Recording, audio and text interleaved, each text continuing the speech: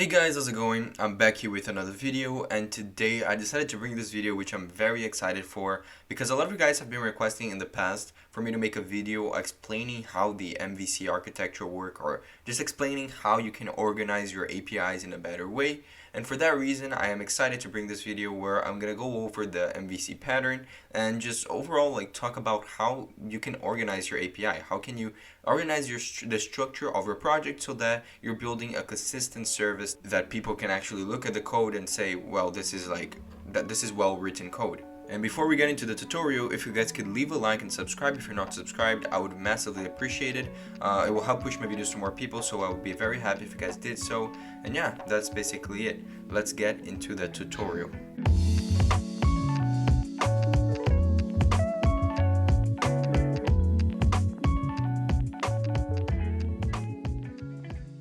Well, the first thing I really want to talk about is what exactly is MVC, and this is a point that a lot of people don't understand very well, and they already try to learn how to implement MVC into their project without actually knowing why MVC is used or how it is used. And for that reason, I want to explain to you guys just a little bit about what the pattern does and how it will be approached when you're actually coding.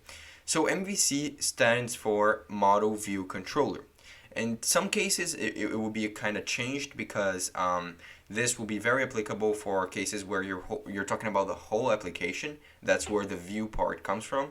However, I want to create this very specifically for an API because it is very confusing to try to think of your application as a full stack application. It is better to actually focus on both the front end and the back end separately so that you actually have some time to understand what is happening on each side. So if we're talking about the backend individually, we would see the model view controller as just a way to communicate between different services inside your application by dividing it into three different components. So for example, you can see that we have a user, right? And this user makes a request to an API. So when this user makes this HTTP request to the API, it would probably make a request to an endpoint. And what would happen in the backend is they would get this endpoint. The endpoint you define in the backend in which the user is making the request would recognize that a request has been made. Then it would call a function which is called the controller, and the controller would call another service which would return the data that the user wants. Then the controller would get that data, do whatever it wants with that data, and then return back to the user. So the whole idea is if you have an API endpoint, usually what goes on in an endpoint is you usually get some information from the user about what you want to do. Then you call some sort of database.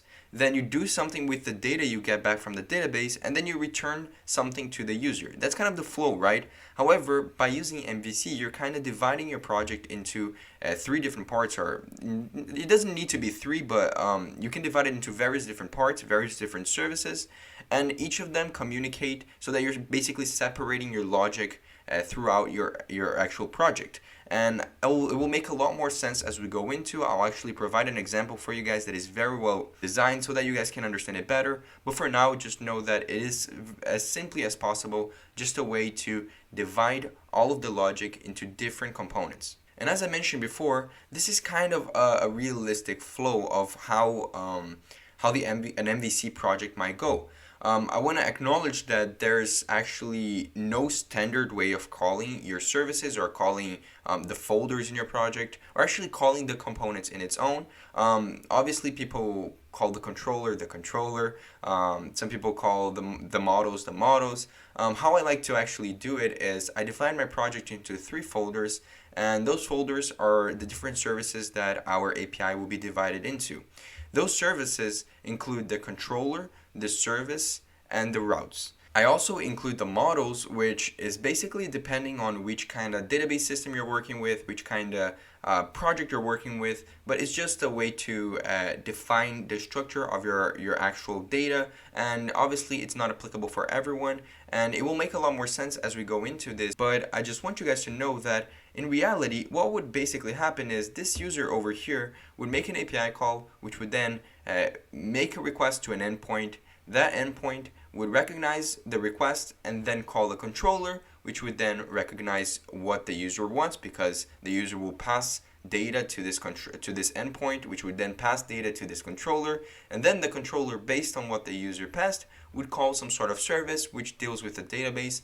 Then that service would return whatever the controller wanted, which would then do something with the data, maybe manipulate it, maybe I don't know, just return it. And at the end, the endpoint would return back to the user whatever the user requested. It is very well distributed, the logic, so that you never have repeated logic, and you can actually reuse some of the components throughout your application. As I mentioned, I like to use a specific folder structure, which it's obviously not standard. Like, there's no standard for how you should structure your project using MVC, but here is a very common way of doing it. Basically, I would have folders throughout my API, and those folders would be the routes folder, which would define the endpoints, the models folder, which would define the database tables. So like if you're using MongoDB, for example, it would be where you would define your schemas. If you're using, I don't know, SQL, I like to use ORMs, which you need to define the models or define your tables. So here's where I would put that. And then we would have the controllers, which would be where we would hold the functions which calls the service and deals with the data. So the controller would call the functions in the service folder. The stuff in the service folder would return back the data to the controller, and the controller would manipulate that data and do whatever it wants with it and give it back to the user. So this is kind of how the folder structure would go, and I will show you guys a very simple example by using an Express API to explain it to you guys. Now, it doesn't really matter if you guys are not experienced with Node.js, JavaScript, and Express. This will be very similar in many different languages. I've worked with APIs in different languages before. I've worked with creating an MVC API using Java. I've worked with creating a similar pattern using Go. So I'll just tell you something. You don't need to really worry about which language you're using or how specific you need to be. Just know that this pattern can be seen in many different languages, and the way I'm structuring my API in this video, it is very similar, if not the same as how you would with another language. The only difference is obviously the syntax, because you can't like replicate syntax in different languages. So I'll just show you guys an example and try to go through it just so you guys have a better look at how it actually works. Okay everyone, so as you can see right here, we have I opened VS Code, and we have a very simple example of how an Express API might run. Again, if you're not familiar with Express or Node, don't worry about it. All we have here is a folder called routes, which has all the endpoints we want, and we divide each endpoint by the kind of table or the kind of data we're trying to manipulate. So for example, if we have a table called users, then we would probably create a user route which includes all the routes and endpoints that manipulate or deal with the user in itself. So if you're used to Express, you know what this means, right? I have some GET requests over here. This is a GET request which gets a list of users, all the users in the table. This is a GET request which gets a specific user by ID. Then we have a POST request which creates a user, and obviously whatever is written inside of here doesn't really matter. Actually, this I don't even know what this is. Like, I'm not using any database over here. This is just an example for you guys, but you get the idea, right? We're putting all of the logic in an API into a single file, which is our routes file. And inside of here, we're doing everything. We are dealing with what the user sends. For example, here where we try to get a user by ID, the user sent an ID through the params. So we're dealing with this over here. We're also dealing with calling the database directly. So we're making a request to our database, and we're also dealing with manipulating the data or returning the data, which is a lot of stuff for a single function or a single file. And that's why it becomes not maintainable, because if you have thousands or hundreds of endpoints and you have a lot of stuff dealing with a table, or you have a lot of stuff that can be reused, then you will find it so that it is not very maintainable to keep your API structured this way. And it might be annoying in the beginning to switch from what you've been used to before and what is a lot simpler to something that seems redundant in the beginning, like following a specific architecture or a specific pattern. However, believe me, in the long run, it definitely helps. It gets you to understand how to structure your code better. And in the real world, you won't ever find some sort of API actually written like this. You will always find some sort of structure and design pattern that is used in every single project, because it is the only way to maintain a project that has thousands of lines of code. So now that we've seen the simple example of how you shouldn't structure your API and how you actually structure your API without MVC, let's start looking at how you would with MVC. So as you can see over here, we have our MVC folder structure already designed. And as you can see, as I showed actually in the slides previously, it is divided into 4 folders, but you can definitely add more folders. There's no actual fixed pattern to this, but these are the main folders that we're going to be using in any MVC application. And basically, as I mentioned, the models folder would hold any definition of schema or definition of tables for my database, right? I don't have anything actually here because this is an example project. But then we have our routes folder, and just as an example, I created two routes that we might have in an application. So imagine we're building a website which has a table called users and has a table called book. And in the user route, we would have everything related to the user individually.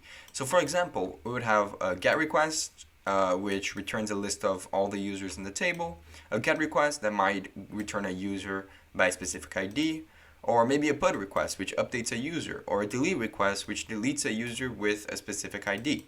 The important thing to notice that is different from this kind of pattern from the previous one is that we are actually not defining the function in the routes folder. We're actually defining our route and whatever endpoint or whatever like name in the endpoint it needs. And then we're calling this thing called get all users, or get user, or update user, or delete user, which are actually functions from the controller folder. So in the controller folder, for each route in our routes folder, we would probably have a similar file with the same name in our controller folder. And over here, as you can see, we have all of the functions that are called whenever there is an endpoint in the routes folder. So this is kind of how it would go. You would have a definition of your route, and you would have a folder which contains the functions that are called when that route or that request is made. So for example, for the get all users, we have here this function called get all users, which should in theory return at the end the list of users, right? But if you recall how I explained the controller, I mentioned that it would make a call to the table service or to the service which communicates with the database, and then at the end manipulate the data and return it, which is kind of what we're doing over here. You can see we have this very specific and very weird functions called query list of users or query user by ID, or for the delete we have delete user by ID. And you might think that they are already built-in functions, but they're actually functions that I created. And this is where the service folder comes. You would get every function or every query or every whatever thing you want to do to your database, to your tables, and create specific functions for them in the user table file. So over here in our service folder, we would hold all of the files that include manipulating and making queries to our table. So you can see that we created this function called query user by ID, and all it does is it queries it requires an ID and it returns some user from the table, from the user table that has that specific ID. And this can be reused now everywhere in our application that we might want to query some user by ID. But now we can just access the user table file and just access this function directly. We don't need to rewrite the logic on our own, because we can just do it like this. And we also create other functions that we might want to use, like this one over here. And we can even specify some stuff, like if we want to specify some sort of condition for which kind of users we want to get from our table, we can pass it over here and write some sort of logic to decide on what we're doing. But at the end of the day, the important thing is every function over here should be communicating with our table directly and returning the data that it gets, or the information that it gets from our database, back to the controller. And now in the controller, we would get that data. As you can see over here, we get the result of the user table query list of users function, and we do something with it. In our case over here, we're not doing anything with it, but we can. This is where you should write the logic for mutating or updating or doing something with the data that you got from your table. As you can see, we don't do anything, but the important part of the controller is that at the end we return the response as a JSON back to the route, and in the route is where we would return this back to the user who made the request so that the user gets the data that he wanted. And this is kind of the flow, right? And it kind of makes sense after you try, and after you try making like 1 or 2 endpoints, you kind of get the gist of it. You have an endpoint which calls a controller which has a function specific for that endpoint. This controller calls a function in the service folder which deals with the database, which deals with what you want to do with the database or the table, and then it does something with the data that you return, that you try to get, and at the end it should return a response to the user so that the user gets a response to its request. Now the flow, it's kind of weird in the beginning, but if you definitely try out a structure like this, you'll definitely get the gist of it. I'll be pushing this structure to my GitHub so you can get an idea of how it's working. I will actually make it work as a simple Express API, which will actually work. It won't be like this, which is completely fake data, or this isn't even a database that I'm using. It will actually be an example that works, very simple, just so you guys can clone it or download it on your own and play around with it just to understand how the pattern actually works.